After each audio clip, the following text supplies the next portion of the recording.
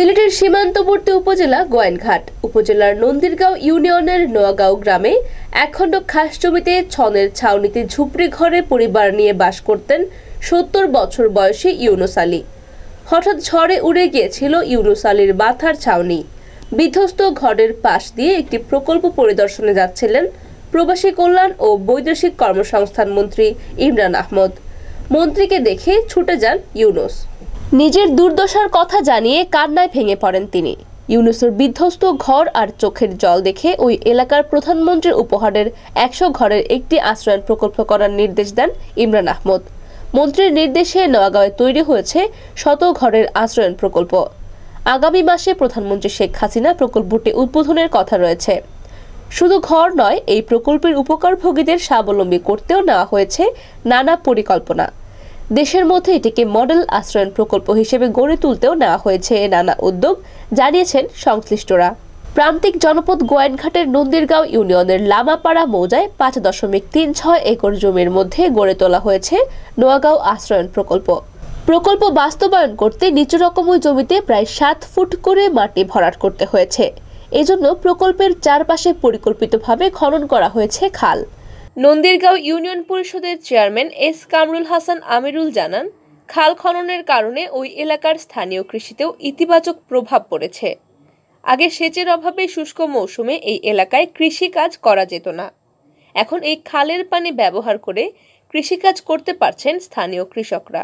আশ্রয়ণ প্রকল্পের জন্য এখানে বিদ্যুতায়ন হয়েছে, এলাকায় হাওয়ার বাওয়ারে বিদ্যুৎ চলে আসছে। পাশের যে কৃষি জমিগুলা পানি চাষাবাদের আওতায় আইছে, পানি পাওয়ার সুযোগ হয়েছে। আর উপজেলা নির্বাহী কর্মকর্তা তাহমিলুর রহমান জানালেন, চারপাশের এই খাল আশ্রয়ণ প্রকল্পের বাসিন্দারা ব্যবহার করবেন মৎস্য চাষে।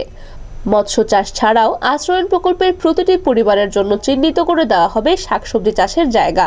প্রকল্পের খোলা জায়গায় লাগানো হয়েছে ১০০০ ফলজ, বনজ ও ঔষধি গাছের চারা। বাসিন্দারা যাতে মিলেমিশে প্রকল্পের সুবিধা কাজে লাগাতে পারেন, সেজন্য তাদেরকে একটি সমবায় সমিতির আওতায় আনা হবে।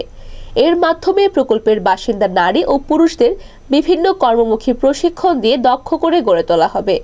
হাঁস, মুরগি ও গরু ছাগল পালন এবং কুটির শিল্পের মাধ্যমে নিজেদের আর্থিক অবস্থার পরিবর্তন ঘটিয়ে স্বাবলম্বী হওয়ারও চেষ্টা করা হবে। গাছগাছালিগুলো আমরা পরবর্তীতে পরিবার ভিত্তিক বুঝিয়ে দিব যে আপনার 10টা গাছ বা আপনার 20টা গাছ, সে ওই গাছগুলো দেখাশোনা করবেন এবং সে সেটার ফলাফল ভোগ করবে।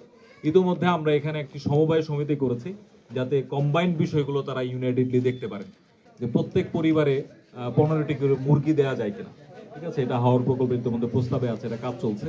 যদি আসে তাহলে আমরা এখানে সকল যারা অধিবাসী থাকবেন তাদেরকে আমরা ট্রেনিং দিব যে কিভাবে মুরগি চাষ করতে হয়, কিভাবে হাঁস পালন করতে হয়, এই ট্রেনিং গুলো আমরা দিব। প্রকল্পটি ঘুরে দেখা গেছে সারিবদ্ধ ঘরের মধ্যখানে পর্যাপ্ত খোলা জায়গা রাখা হয়েছে।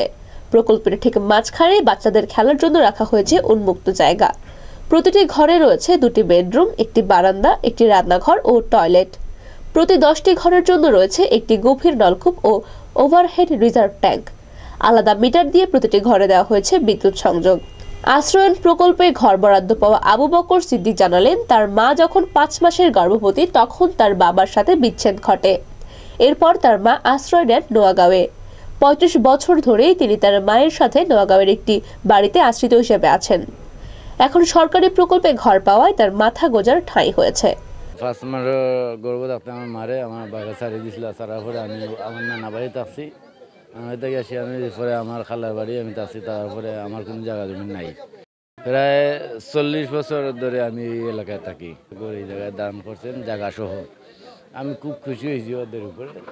একই গ্রামের দিনমজুর মখতসির আলীও বেজায় খুশি আশ্রয়ণ প্রকল্পে ঘর পেয়ে।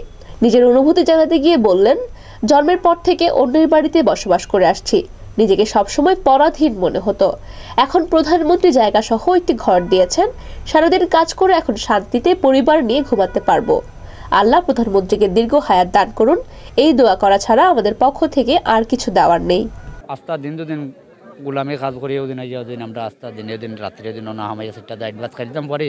তো এইগুলোটাও যে দিছে প্রধানমন্ত্রী, তার নিউজটা তো আমরা তো জীবনেও বুঝার কথা না। আমরা তখন খুব শান্তিতে থাকতাম পারতাম।